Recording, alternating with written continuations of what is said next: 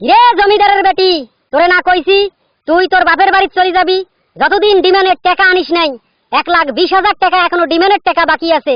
ওই 1,20,000 টাকা যখন আনিস নাই ততদিন তুই মোর বাড়িতে আসবেন নস। তুই এলাই তুই তোর বাপের বাড়ি চলে যা। তোর বাপ মা কয়া দিবি 1,20,000 টাকা যতদিন দেয় নাই ততদিন এই বাড়ির তোর জায়গা নাই। যা এক্ষণে বেরিয়ে যা আমার বাড়িতে থাকি তুই। কিসের 1,20,000 টাকা রে দারুয়া? কিসের 1,20,000 টাকা? মোর বাপের বাড়িতে থাকি মুই টাকা আনিম আর তুই সেই টাকা দিয়ে মদ খাবি, হ্যাঁ জুয়া খেলাবি, সারা রাত তাস খেলবি আর বাড়িতে আসি আমার সাথে অত্যাচার করবি। তোর নামে মুই কেস করি দেম রে, নারী নির্যাতনের কেস করি দেম। তখন বুঝবি খেলাটা। আবার কি আমারে মেশিনটা স্টার্ট দিবার কোষ? মেশিন স্টার্ট দিবার কোষ? বহুদিন থাকি মেশিন কিন্তু স্টার্ট দেন না, বুঝছিস? বহুদিন থাকি ডাঙাডাঙ্গি হয় না। এবার যদি ধরং আর এবার যদি মেশিন স্টার্ট দেন তাহলে তোর জানে কিন্তু পানি এবারও থুবের ন। 1,20,000 টাকা ডিমান্ডের ভালোই ভালো আন। সামনে ঈদ, বুঝছিস? ঈদের মার্কেট করা লাগবে, তাছাড়া কুরবানিও দেওয়া লাগবে। হ্যাঁ 1,20,000 টাকা ডিমান্ডের সেই টাকা মুই ফেলে রাখিম আর ঘরের টাকা দিয়ে কুরবানি দেম কোনোদিনও না। শরম করে না রে দারুয়া? লজ্জা করে না? ডিমান্ডের টাকা দিয়ে কুরবানি দিবি? মোর বাপ মা যখন ডিমান্ডের টাকা দিবে তখন তুই কুরবানি দিবি। মোর বাপ মা বেলায় টাকা দিবার পাবার নাই, যখন সময় হবে তখন টাকা দিব। পৌষ মাস চলে গেল, মাঘ মাস চলে গেল, আশ্বিন মাস চলে গেল, এই কার্তিক মাস। এই কার্তিক মাসের 1ম তারিখে তোর বাপে টাকা দিবে চাইছে, তুই টাকা আনবি। আবার ঠিক আমাক হ্যাঁ কেসের ভয় দেখাইস, মামলা নারী নির্যাতনের মামলা দেখাইস। তোরে মাইরা দরকার হলে আমি একাই জেলে যাবো, তবু তুই টাকা দে। টাকা না দিলে তোর এই বাড়ির কোনো স্থান নাই। তোকে তালাক দেওয়া হবে। তালাক দিয়া আরেকটা বিয়ে করিয়া দরকার হলে ডিমান্ড নিয়ে এবার কুরবানির টাকা জোগাড় করতে হবে। ঘরের টাকা দিয়ে কুরবানি হবে না।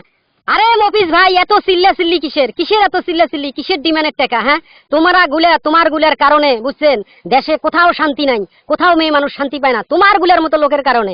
আচ্ছা তোমরা কিসের ডিমান্ডের টাকা চান? হ্যাঁ তোমার ঘরও তো একটা মেয়ে আছে, এই মেয়েকে তো বিয়ে দেওয়া লাগবে, তখন তোমার খারাপ লাগবেন নয়? এই ডিমান্ডের প্রচলনটা তোমরা বাদ দাও, বুঝছেন?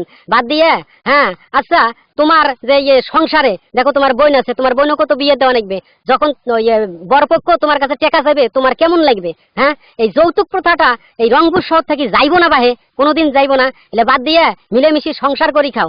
এই ডিমান্ড নিয়ে কাজিয়া করে মানুষ। হ্যাঁ আমার বাড়িতে আসিয়া তোক নাক গলবার কইছে কাই রে সলিমুদ্দি? হ্যাঁ আমার বাড়িতে আসিয়া তোক নাক গলবার কইছে কাই?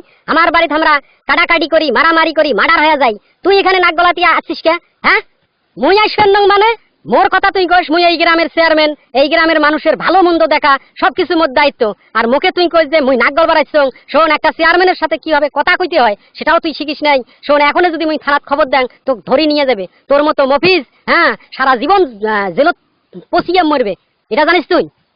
চেয়ারম্যানের বেটা, আরে ও চেয়ারম্যানের বেটা, তোমরা ইয়া পুলিশের কাছে ধরে দেন তো, বুঝছেন? উইয়ের জব্দতে সংসারে অশান্তি খালি। একটা মেয়ে বড় হবার নাইছে, তাকে বিয়ে দেওয়া লাগবে। মানুষে যদি দেখে যে এই সংসারে এই রকম পরিস্থিতি, তাহলে মানুষে কি মুই দিয়ে মানে ওই মোর মেয়েটাকে মুই বিয়ে দিবার ভাই? হ্যাঁ মানুষের কাছে মানুষ আসলেই তো করবে যে আমার ফ্যামিলিটা খারাপ, ওই ফ্যামিলি বিয়ে করা যাইবো না। এই মফিজক পুলিশক ধরে দাও তো তোমরা, তোমার আল্লাহর দোহাই লাগে। তবু এই রকম লোক যদি থাকে তাহলে এই সমাজ, এই সংসার, এই দেশে কোনোদিন যৌতুক প্রথা যাবার নয়। এইসব লোকদের শাস্তি হওয়া দরকার, কঠিন শাস্তি, প্রয়োজনে ফাঁসি দেওয়ার দরকার এদেরকে।